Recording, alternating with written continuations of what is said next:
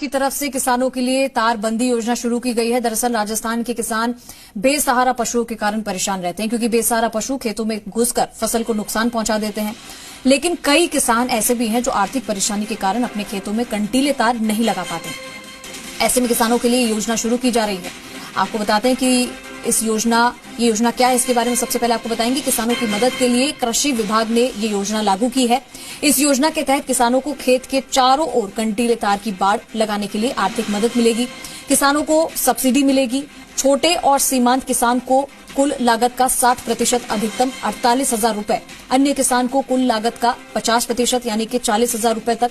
सामूहिक आवेदन जिसमें 10 या अधिक किसानों को कुल लागत का 70% यानी कि 56,000 रूपये प्रति किसान को दिया जाएगा। अधिकतम 400 मीटर तक की तारबंदी की लागत पर सब्सिडी दी जाएगी।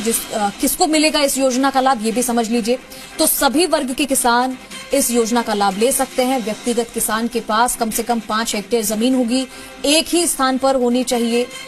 जनजातीय क्षेत्रों में ये सीमा 5 हेक्टेयर है। सामूहिक आवेदन के लिए कम से कम 10 किसान और उनके पास कुल मिलाकर 5 हेक्टेयर भूमि होना जरूरी है। किसानों को जरूरी दस्तावेज देने होंगे। आधिकारिक पोर्टल पर इसके लिए आवेदन किए जाएंगे।